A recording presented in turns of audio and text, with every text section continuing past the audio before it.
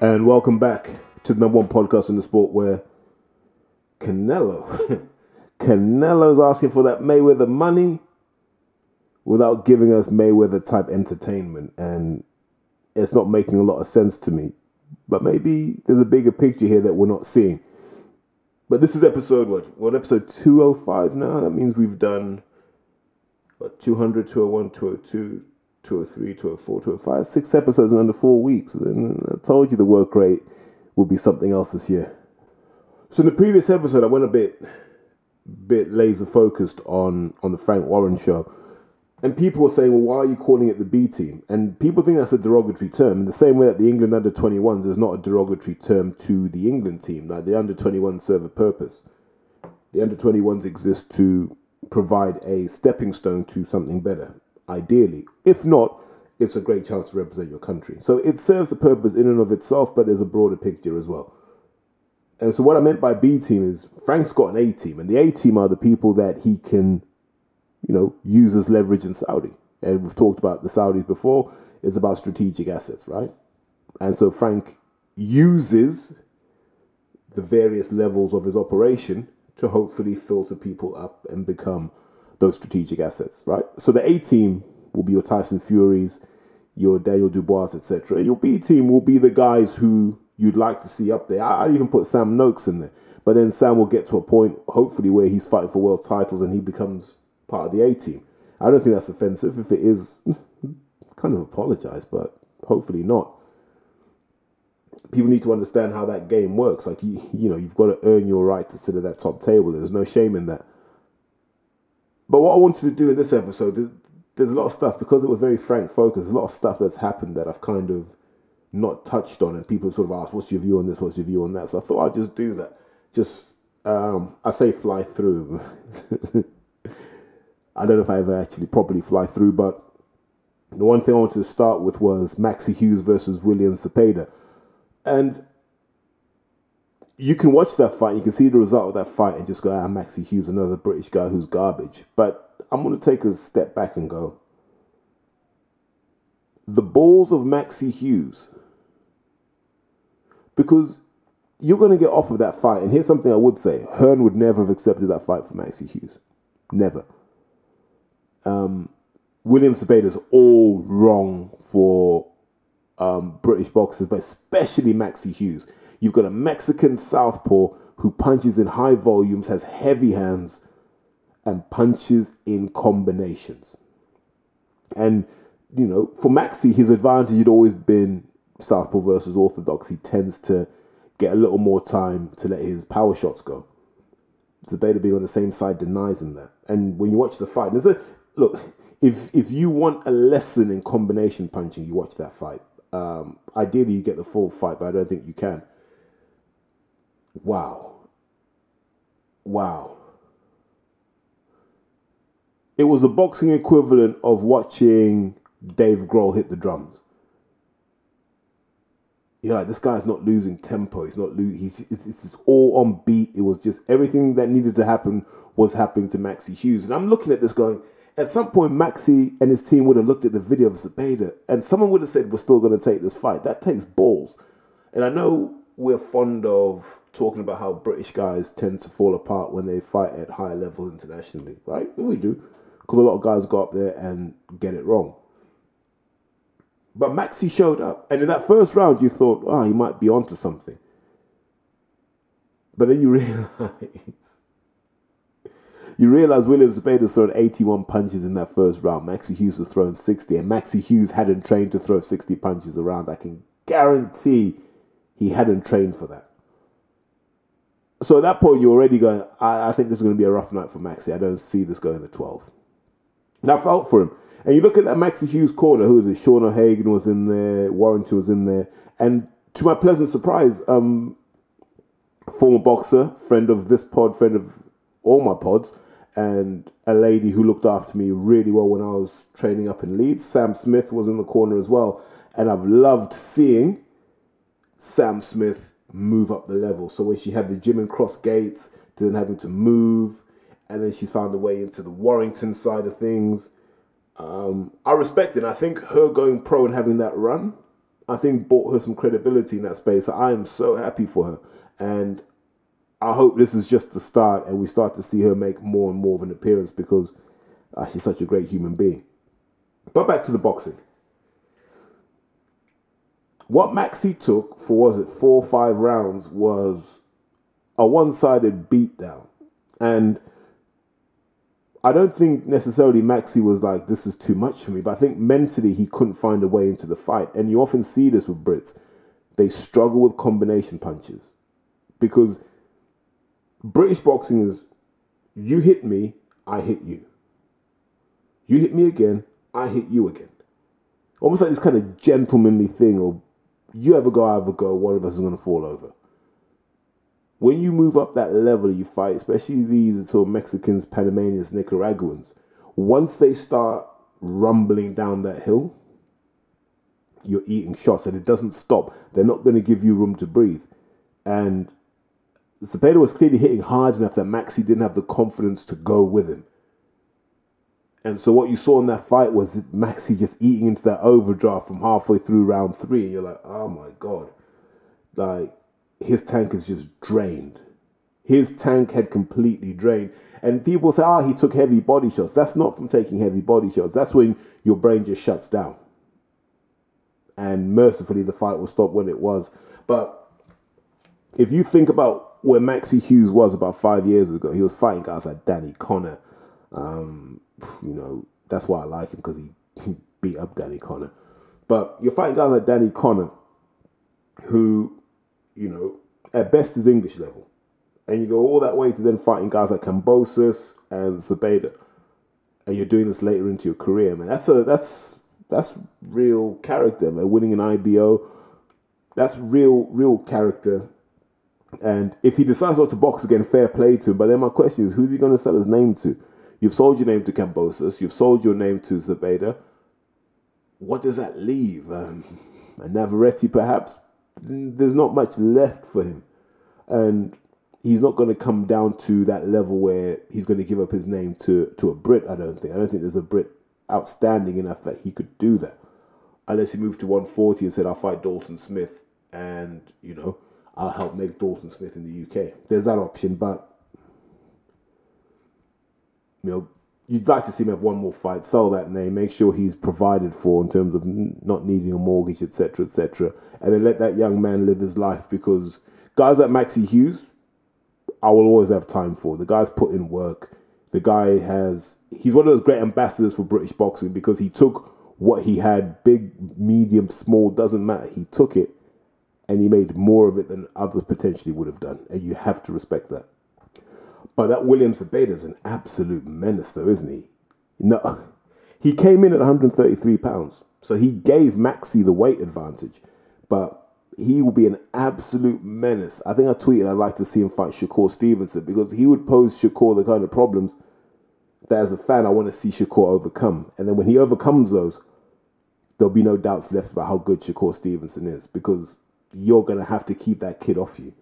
Like, I think Gervonta Davis has the pop and the ring IQ to do that, but he's still going to have to come through hell. Whoever this guy fights is going to have to come through hell to beat him. I just wonder if there's anyone at 135. We might come on to this later. There are all these guys like Frank Martin, etc., who are around.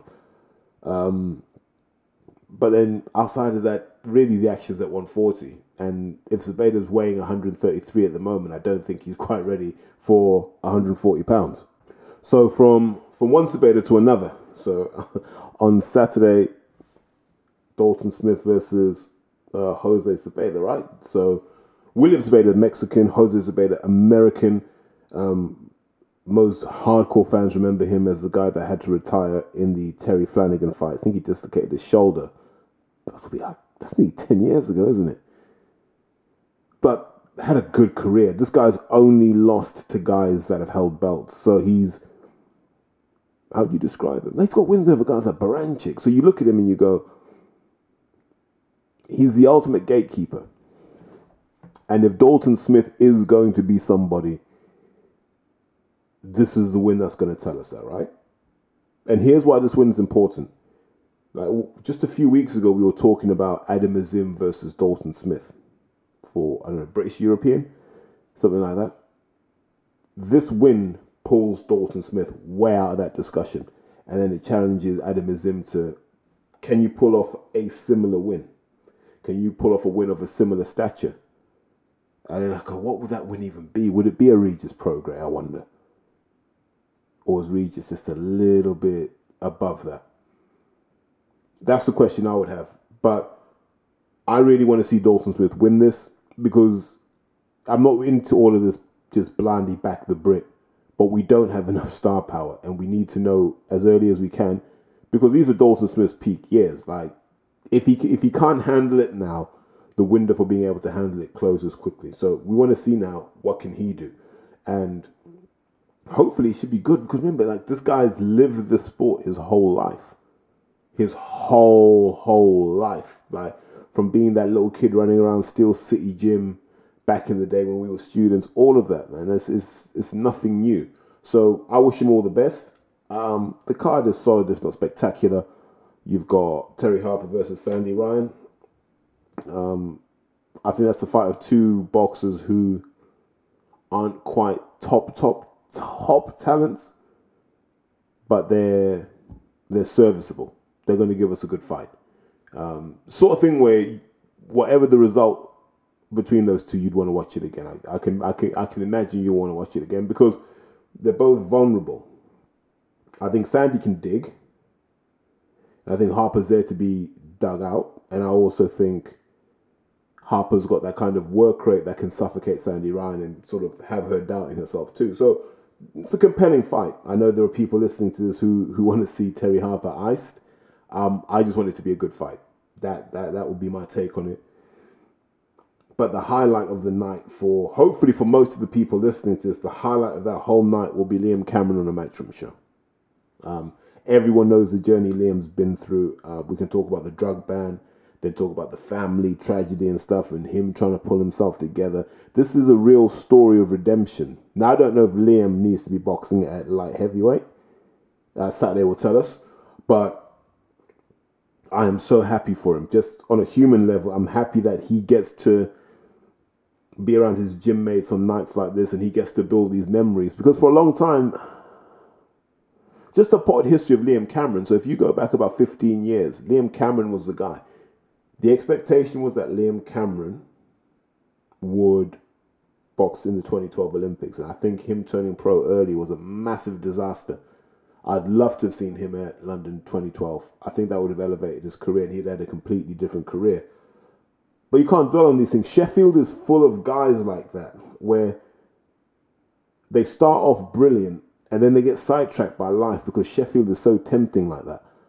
Jamie Vardy's a perfect example of what happens when you get sucked into that kind of South Yorkshire life. But this is Liam's chance. You can't say how many years Liam's got left in the game. But one thing you can say is he's definitely fresh. For a guy in his 30s, he's fresh. But I'm looking forward to that. I think everyone in boxing should admire that, in light of the fact that, you know, we've been complaining about dopers getting away with it. Here's a guy who, however you read the story, you're like, you can't ban him for that. And I think that's how most boxing fans feel. You can't ban him for that, especially when you're letting other people off and people being cleared to box. And this guy got done for trace amounts of, I think it was benzocaine, whatever that thing is. Yeah, it doesn't sit right, but Saturday, that's the fight I'm looking forward to. I will sit down wherever I am on Saturday and I'll be watching that, because Liam Cameron's a guy. Top man, top guy, and I wish him all the best in his second career. But you see, before that, we're going to get a chance to see Frank Warren show us how you really do a next gen show. So your call Friday night is, he's not going to call it next gen, is he? But it's a next gen show. It's headlined by it's Chris Bork, right? And I was going to say he's fighting Mark Leach, but he's already fought Mark Leach. That's not Mark Leach. Who is it? Ash Lane. That's it. So I'm not going to say it's a gimme for Borky, but he's almost deserved it, because he's had a hard career trying to find his weight. He's had a hard career trying to figure out what's his real kind of, what's his level, and then someone's, what's his weight? Like, remember we saw the Mark Leach fight and he didn't look like he was with it. And then you're looking at that going, well, is that really his, is that his weight? Is he a super bantamweight? Is he a bantamweight? So he's going to come down and we're going to find out.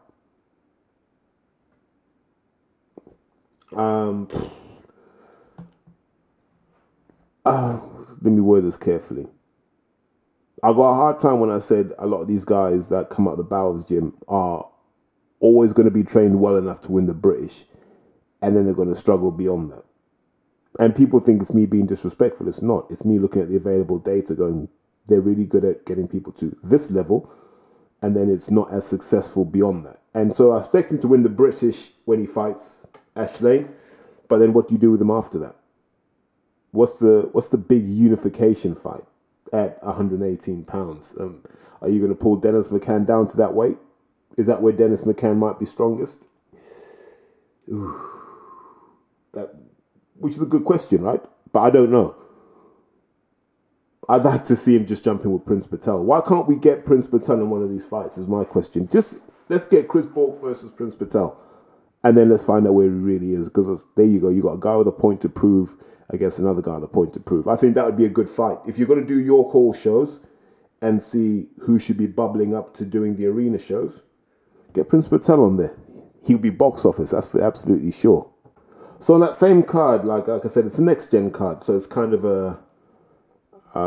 guys just taking another step forward. So it's not necessarily a test and learn type event. So you're going to get Willie Hutchinson, just keeping match fit, Moses Atalma, fighting at a level where it's good to see him fighting on one of these cards as well. I'd like to see him headline one of these at some point, probably a year from now, just have him start anchoring shows and get him used to being the face of the whole event.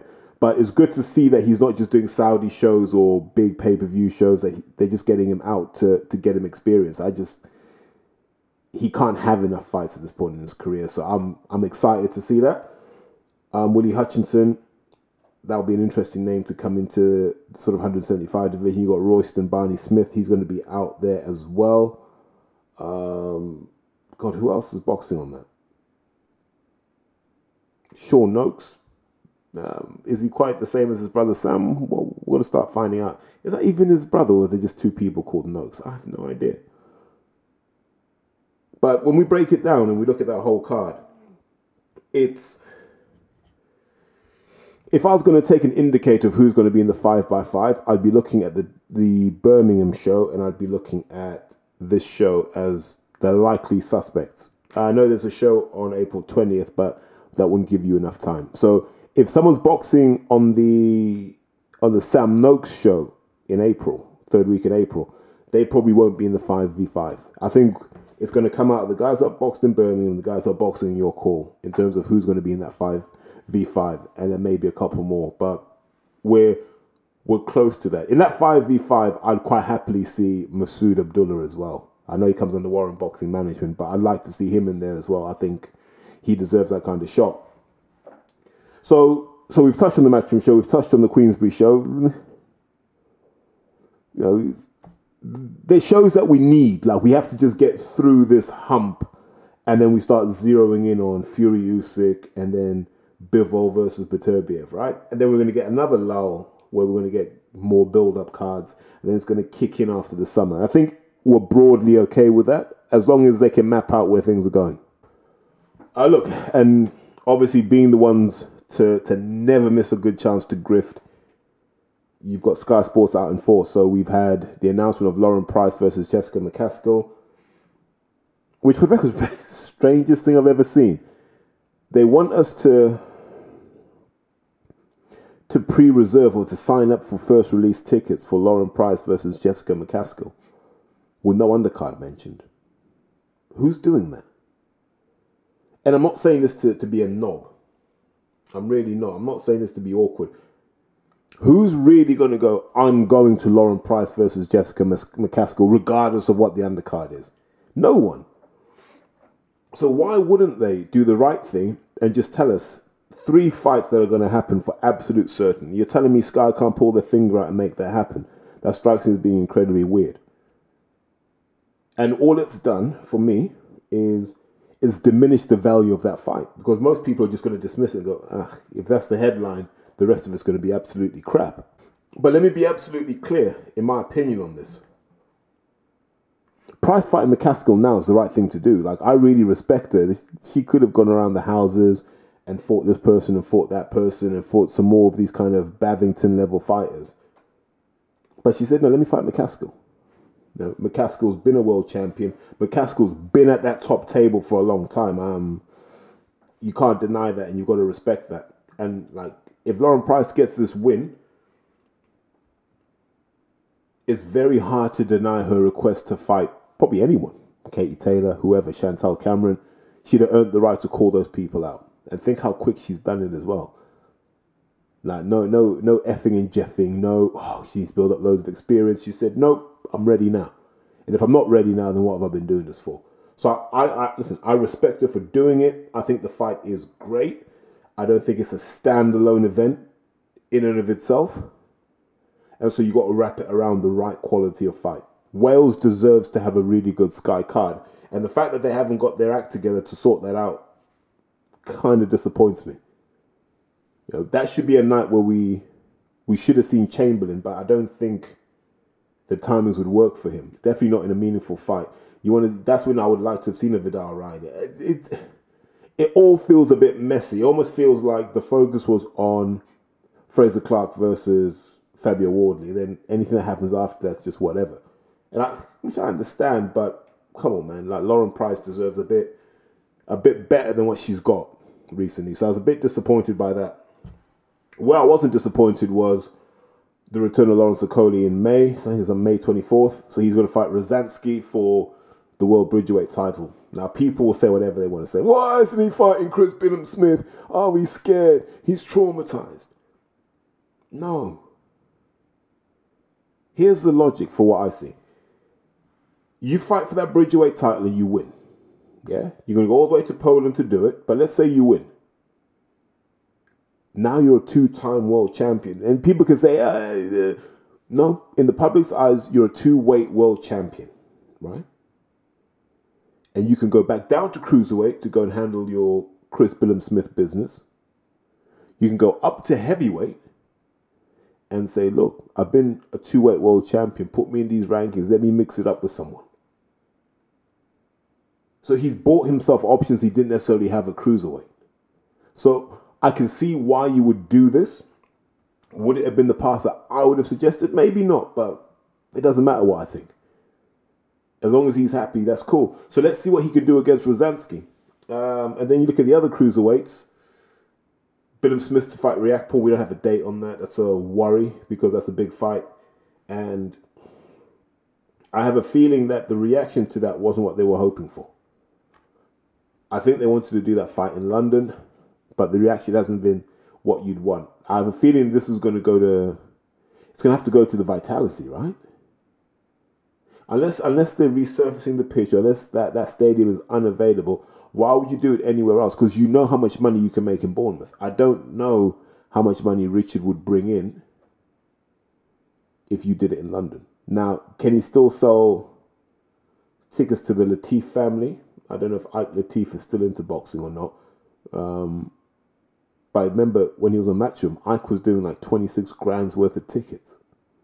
So they were happy to get Richard on their shows because Ike just basically bankrolled that. So then we come back to the other question. Okay, if he's not going to support the economics of it, then where are you going to do this? Like, you could do Wembley, but you got to get the right. You got to get the right undercard for that. And I don't. If you've got guys boxing on the 31st and you've had to kind of drain your resources to do that, and then you've got the card in Wales not even 4 weeks later, what are you going to have left by the time you need an undercard? Not much. You could probably put Caroline Dubois on there. But these aren't massive ticket sellers. These are people who marketing people are telling you are important. The fans aren't telling you these guys are important. And so Sky's stuck. I think you let Chris have home turf because that's where money is guaranteed. I don't know if Richard brings as much money to the game as Chris does. It's a tale as old as time. Let's not try and debate it now. I think the fight happens where Chris wants it to happen.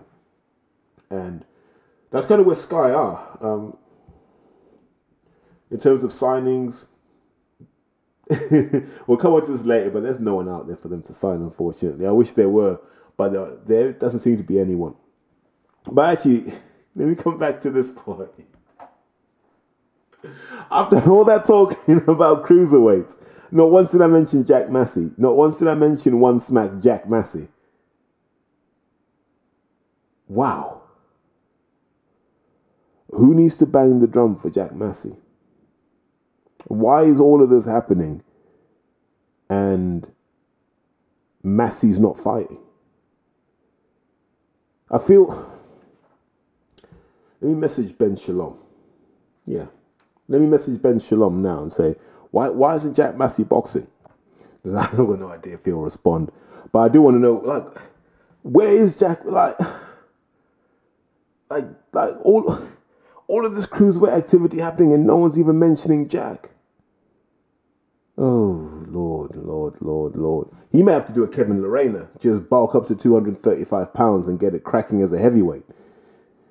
Man, it's a real, that's a real shame. Like, you know, there's certain careers that do that, don't they, in boxing, where they have a spark when they start and then it just kind of goes boom.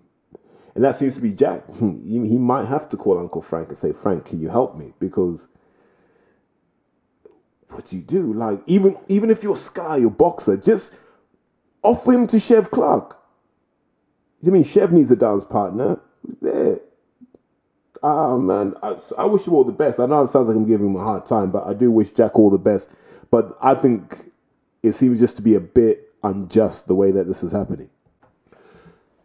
One thing I do want to touch on is I think 2024 has been the year we've heard and seen more of Don Charles than maybe we've ever done. And I'm happy for it because like I've always said, I think Don's a guy that's great in front of a camera and a microphone. I think Don is a guy that's got all the right stories. He's got the right values when it comes to boxing. He's got a good insight. Find it interesting that he's brought Kieran Farrell in to work with Dubois. But I understand why. I'm surprised more trainers aren't doing this. Because when you've been working with big men your whole life like Don has, the hell your fingers, your knuckles, your wrists, your elbows and your shoulders go through. And to the extent even your hips, because they have to absorb some of this shock as well.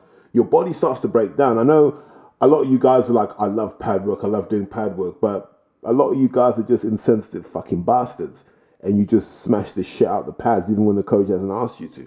And that does real physical damage. So with my boxers, whenever they start talking about pads, I'll say, listen, hold them. Let me hit the pads for 3 rounds. After a round, they're like, nah, this is too much. And so I can understand why Don would get Kieran Farrell in to do the pads. You know, I guess doing all of those pad routines on the gram were worthwhile. But yeah, he's got Kieran in to take the load off. Hopefully he keeps an eye, because you know when guys come in and they start whispering and they go, well, if we just work together more often, this would happen. I can see there being tension around this at some point, but I don't want there to be, because I want to see Dubois come back, and I want to see Don have a couple of years dining at that top table where people ask him his views like they ask Ben Davison. You know, why can't we ask Don Charles what he thinks? Why can't we ask Don Charles why fighters are winning and losing? Let's do that. So now I'm happy for Don, and that feels like a reasonable roundup of where we are in UK boxing. And we'll come on to the amateurs at the end. God, my right side's killing me. I'm going to come on to the amateurs at the end because I think it's worth discussing. But I want to talk about what's happening in America, especially with Canelo. So Canelo's going to fight Jaime Munguia in May, and that looks like it's going to be on DAZN and not on Amazon, or definitely not like PBC Amazon. And so the question was, well, why wouldn't you fight Benavidez? I'm asking this question like, David Benavidez is the outstanding candidate in the weight class that you are in. David Benavidez is a guy that is delivering highlight reel knockouts. David Benavidez is a guy that gave Caleb Plant a better hiding than you. And yes, we should take that with a pinch of salt 100%. But David Benavidez is a guy that you look at and you go, I think this is one of the guys that could beat Bivol and Beterbiev, right? That doesn't mean that he will, but you could see how. And sometimes when this happens, you have to bring these forces together. And so when Canelo was asked about David Benavidez, he said, I'd fight him for 150 to 200 million. You're like, see, when you're doing that, you're bull. I knew you swore there. Yeah, I mean, when you're doing that, you're clowning, right? That's what you do. You're clowning. You're like, right. If I make the number big enough, no one's going to put that money up, and therefore I'm not going to have to fight this guy. And it's not that I'm scared of him, but I'm at that age in my life where I want to train for people I know I can beat. And that's where Canelo is. Canelo's at that phase in his career where he wants to train for people he knows he can beat. He doesn't want to train with the anxiety of what happens if. He doesn't want that. He's gone past that now. He wants to know, look, I'm going to fight Jaime Munguia. I should deal with this comfortably. And then whoever is a Berlanga, I might fight Edgar Berlanga next. That's all good. And David Benavidez will be forced to find his own path. Criminal. Absolutely criminal, if that's the case. But there's always someone in your era that you don't fight. Always someone in your era you don't fight. Golovkin has all of those names. People that he should have fought that he didn't. And everyone made excuses for Golovkin. Why should he ever have to leave 160 pounds? Why should he have to fight this guy? Why should he have to fight that guy? This guy hasn't earned his stripes. And so this happens. And I'm not mad at Canelo. Like, I think Canelo's in cash-out mode. And it's for someone to offer the kind of money to make the Benavidez fight make sense. And I don't think it's there because Benavidez hasn't crossed over yet. He's not like a Ryan Garcia where people in the street will know who he is. He's a guy that's loved in hardcore boxing circles and moving out to kind of broader boxing circles, but not broader sports circles just yet. So this is one of the sad things about boxing, isn't it? And you're going to see it with Crawford. Now that Crawford's sort of undisputed twice over. Haunted house. So once you realize that Crawford is undisputed twice, you're going to look at this and you're going to go, who's he really going to fight that matters? Is he going to fight a Tim Tszyu? Hell no. Is he going to fight anyone with danger? Hell no.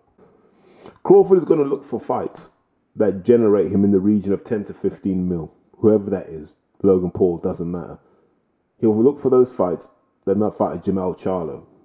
And then he'll slide out the game. We've allowed boxers to do this a long time. Once they've given us their best years, we kind of say, look, just ride out into the sunset fighting whoever you want. It's a modern thing for people to go, I want you to keep fighting until you get crushed by the sport called boxing. And once you do that, I'm just not going to care. I won't congratulate you for that. I won't respect you for it. I'll just say it was your job. So I understand why these guys do what they do. And on the subject of Tim Tszyu, poor man. There he was, all set to fight Keith Thurman. Thurman, being an old man, got to be in his mid to late 30s now. Thurman, being an old man, starts to fall apart in the training camp because he hasn't been training consistently for a long time. And as Adrian Broner pointed out, this man has lifestyle issues that maybe he hasn't got on top of yet. And so he falls apart.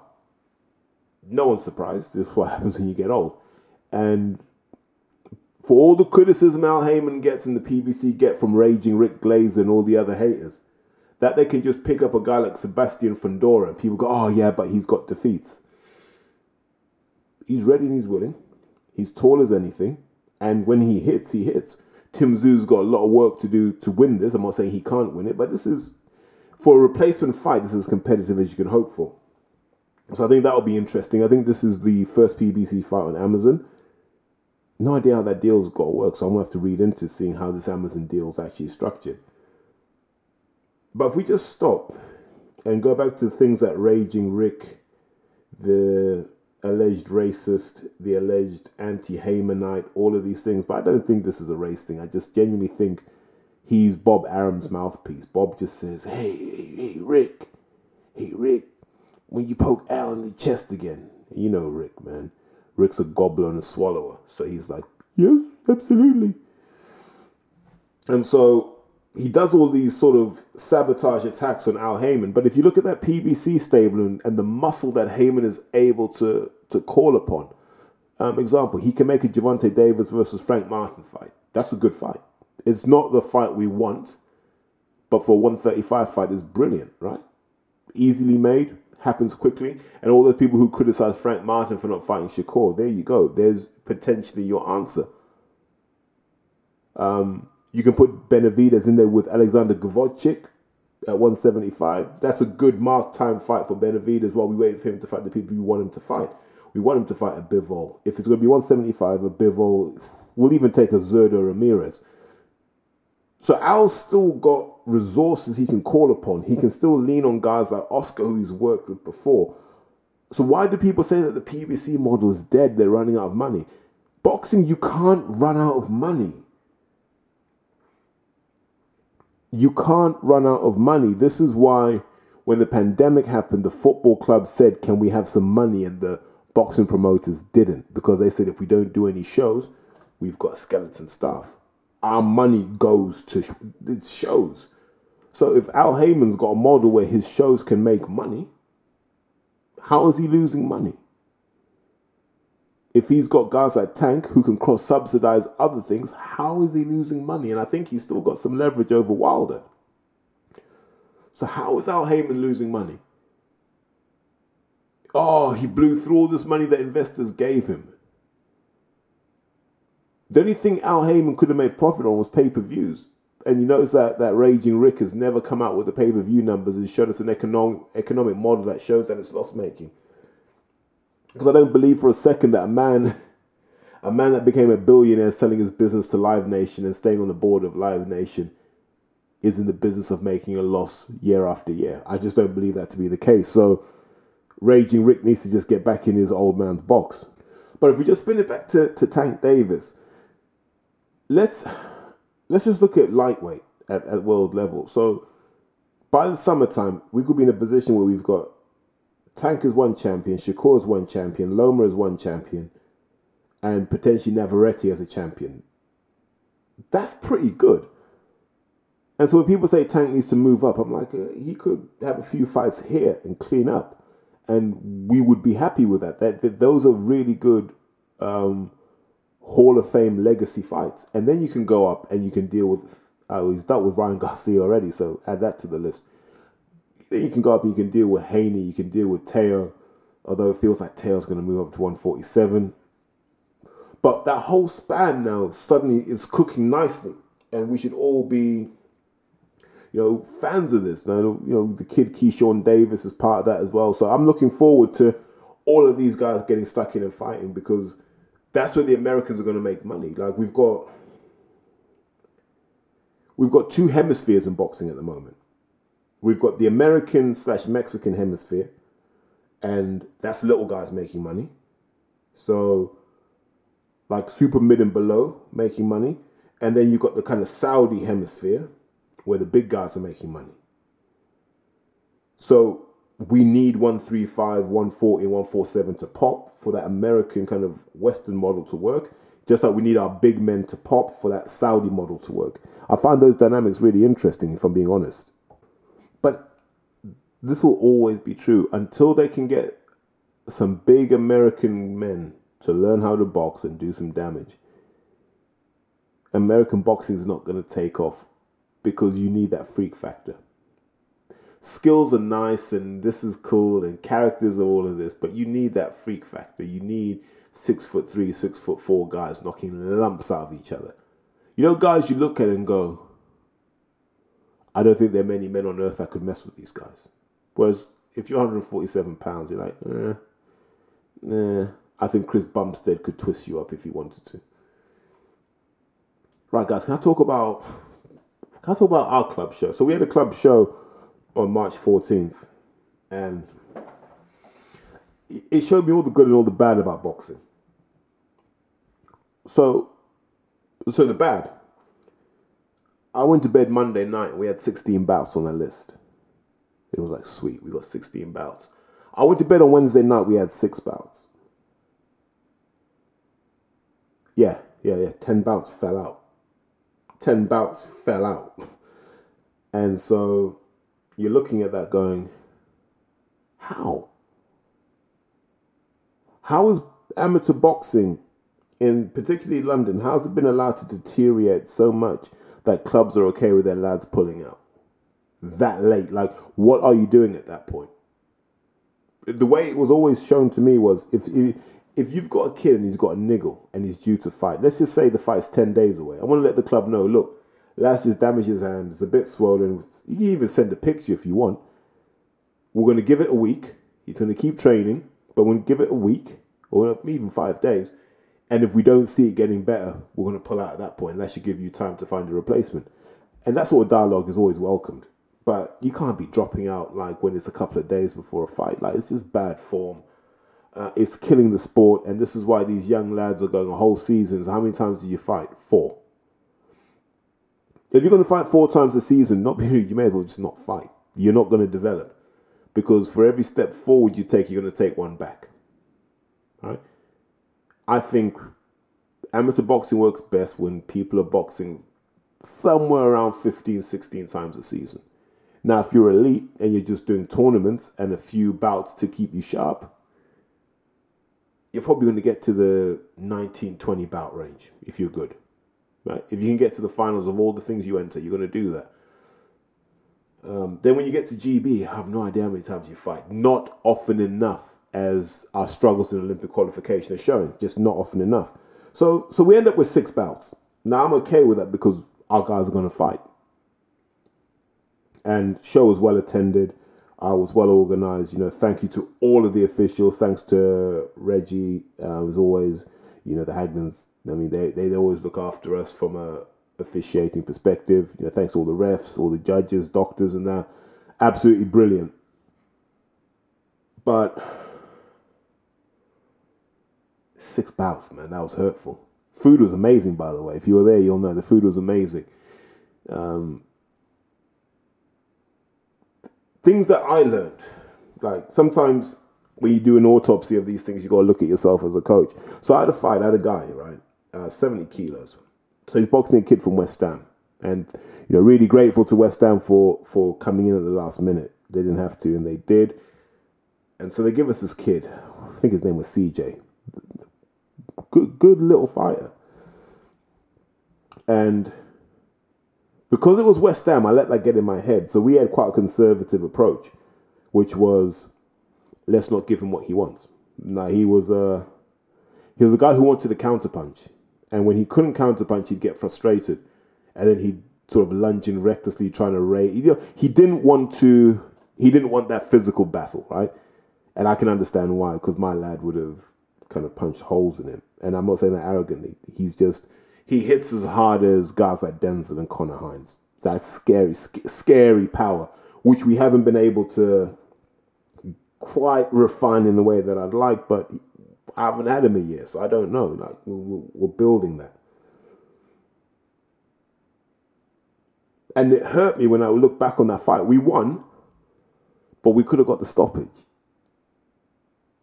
And I had to ask myself, have I lost my edge as a trainer, where I'm like, I just want the win and I don't want to cause havoc. I don't want to stop these guys. And did I do that because it was West Ham and it was more important to get a win against West Ham than it was to stop the guy? Did I play my ego instead of playing the situation? I was asking myself this. And so as I'm reflecting on this, on the way home, I get a message saying the West Ham lot want a rematch because they were upset. And I'm a bit like, these are the problems with amateur boxing. Like, there are too many sensitive people with egos. Now, I don't know the guy personally, so I'm not here to judge him. In my opinion, he lost fair and square. Like, we gave that guy enough standing 8 counts. That fair is fair. It was a close fight, competitive fight. But the kid CJ is way more experienced than our kid. Way more experienced. And so in my head, I was like, okay, if they rematch in a couple of weeks, nothing's really going to change. It's going to be the same fight on your show. So the judges are likely to give it to you. So we're just going to tell our guy, take him out. However you got to take him out, take him out.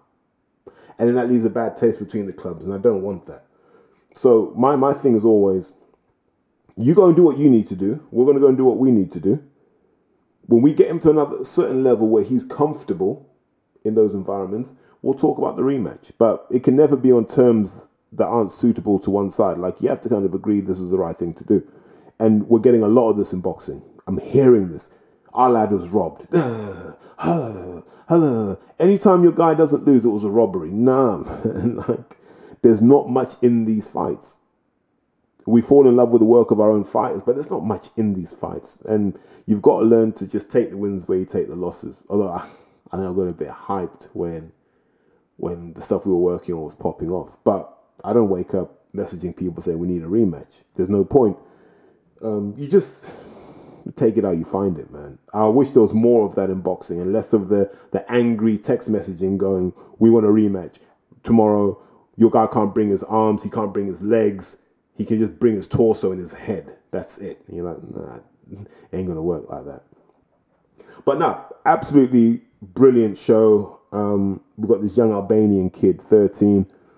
I've been in a couple of years, he's going to be an absolute menace.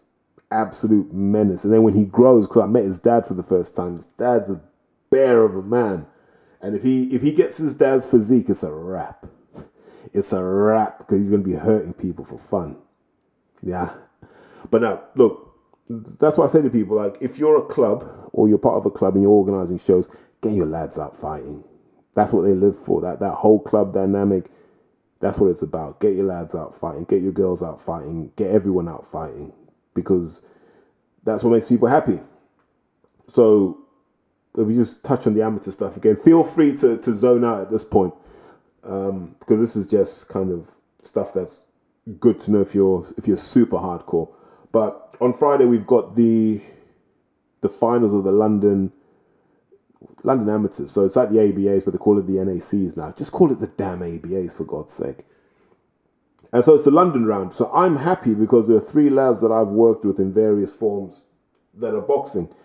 Young kid Tyrese Ramsey, who's damn good. Elliot, I'm going to say Masai. I got his surname wrong. Sorry, Elliot. Love you loads though, mate. And then we've got Somali Mo, Captain Hook, the Pirate, all of that. And it made me nostalgic because those 3 guys, pre-pandemic, we had those 3 guys at the lodge. We had another guy, Arbaz. We had Big Harry, the Great White Hope. We had Brian, who would have done damage at light heavy. Who else did we have? Left hook, we had Yusuf, Ibs, Rico, Ellis Trowbridge, and then some mad Afghans. And had that squad stayed together post-pandemic, I genuinely think we would have had 6 kids in the London finals, because there were some freaks of nature, and they actually put Charlie Harrison in there too. There were some real freaks of nature. Idris Hussain, that's another name to add.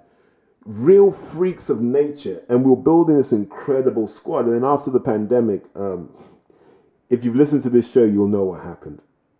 And so now I love watching this. Now,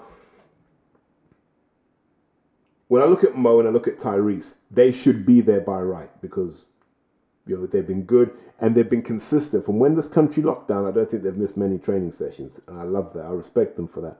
They were the guys who said, this is our chance to close the gap on people who are supposed to be better, which is what they did. But there's a kid, Elliot, right? Now, Elliot, I can't even say his name. Elimasi, got it. Elliot Elimasi was a kid who was at the lodge, right? And he'd come and he'd hit the bags and he'd box within himself. And I sent him a voice note saying this the other day, like he went from caterpillar to butterfly in that pandemic. Because before the pandemic, I was just like, nah, this kid ain't got it. There were 2 kids pre-pandemic who I looked at and went, you've got the potential, but not the application.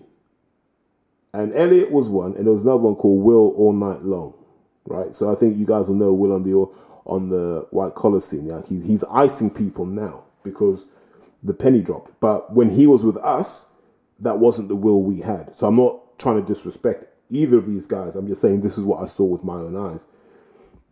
So I spoke to Elliot's cousin, Richie, who I've known for years. And I said, Richie, your cousin here, man. Like, why doesn't he work as hard as you do? And like, if you'll know Richie Rambo, man. Like, if you watch Archie Sharp fights, Richie's the guy with the dreadlocks who's in the background there. So Richie's like, I have a word with him. And then I just watch him. Pandemic, he was just training and learning. And then when boxing restarted after the pandemic, wow. It was like a whole new human being, you know, just serious about everything. And I've seen him grow through the developments and all of that. And you're looking at him now going, if this guy can get out of London, I think he can get to the semis or even the final. And if he does that, the pro thing will be a layup for him because he's 86 kilos. So he doesn't have to add that much to hit the cruiserweight limit. And he's a good height as well. He looks like if you took Jerome Ennis and kind of stretched him out a bit, he'd be a bit like that. Or Stephen Fulton. But yeah, class act, mate. Looks really, really good. If you look at Mo boxed for Somalia for a while. I think he tried for the Olympics, but it was just a bit before his time. And now he's matured as a person and as a man, and he's going to go and do his thing. Just Tyrese. You see Tyrese and you're around Tyrese, and he's such a lovely kid, but he punches like a mule, like horrible, horrible punches. And I think for him, if he can do more of what he does well, he could get a spot on Team GB, but at this point, what does he need it for? He's not going to do an Olympic cycle, so what would he need that for? But no, those three guys are good. But when I see those guys on the list, I'm mournful for the guys like Arbaz, Big Harry, etc., guys who I think could have nailed it. And it's just a reminder that so much talent comes through Fitzroy Lodge. Like when you had that coaching quartet that we had, we were just churning the stuff out for fun. But it was never sustainable because, you know, egos and issues always get in the way. It's the story of boxing. Man. Boxing's a great sport ruined by ego and character flaws, man. So that's going to be happening on Friday. Outside of my own selfish interests, who else is there to be excited about? Kevin Mitchell's kid's boxing. He's going to box for West Ham. I think he's boxing at 60 kilos or 57. And he looks good. Looks about 35 to be fair, but he's been good all up the levels. And at a time where we criticize guys like Conor Benn and Campbell Hatton for being their dad's kid, here's a lad who's doing it the right way, right, the old school way. And so I've enjoyed watching that. They've got Freddie Pullen as well. He's looking like he could be something out of West Ham. So I think West Ham have got 3, which is nice. Islington might have 3. The Lodge have got 1. Although 2 of Islington's are kind of ours, you know, on a technicality. Repton have a couple. It's kind of like back to the old order, which is good. And so I don't know if I'm going to go to that or if I'm going to watch the Frank show, but that's going to be good. And then Saturday, what are the Lodge going to be involved in? There's a King's College show. I think they're boxing, probably Imperial, so like just inter-university stuff. Which, if someone says to me, is it amateur level standard? No. But it's kids who want to box and say to their kids one day, look, I did box for my university. So kudos to them for that. But I'm trying to think, is there anything else we need to touch on? I think that's kind of it from the world of boxing. I just want to say commiserations to Amy Broadhurst, actually. So anyone Irish who's stayed this far, good. So I have no idea who's meant to be getting picked for what. What I know for absolute certain is Kelly Harrington and Amy Broadhurst are the 2 best Irish women when it comes to boxing. Aoife O'Rourke in the mix as well, but for me, it's those guys for consistency. They rang Amy and said, we're not going to put you through for the final qualifying event, even though theoretically there's a slot. They're going to put the same girl, I can't remember who it was, I don't think it was Michaela Walsh, but someone kind of messed up the qualification, right? They messed up their opportunity to qualify. And had it been GB, you'd have had to sit it out and let someone else have a go, right? But they've said to Amy, you're not going to get it. And Amy's 27, and she could have turned pro years ago, but she wanted to win that Olympic gold. She's won every other gold. And now she's like, well, what do I do now? Now, hopefully she turns over. If I'm a promoter, I'm just grabbing her now. I'm saying, listen, just jump in. She's boxing at 66 as an am, so she could definitely get into that Katie Taylor, Chantal Cameron mix. She'll probably get down to lightweight because she's boxed at 60 before. I just get on with it, really.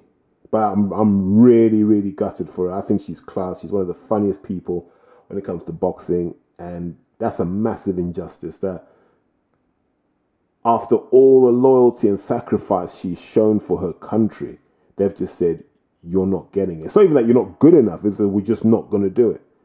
That's absolutely disgusting as far as I'm concerned. And on that kind of sad note, I'm going to say, take care. And as always, look, if you find this interesting, always introduce it to somebody else, and hopefully they find it interesting, and we can keep growing what we're doing here. Pop, pop, bang! Porky's Corner is proud to be sponsored by Spartan Site Solutions. They are specialists in civil engineering and demolition contracts for the construction industry. Interested parties should visit their website or contact Porky's Corner for a referral at porkycorner@mail.com.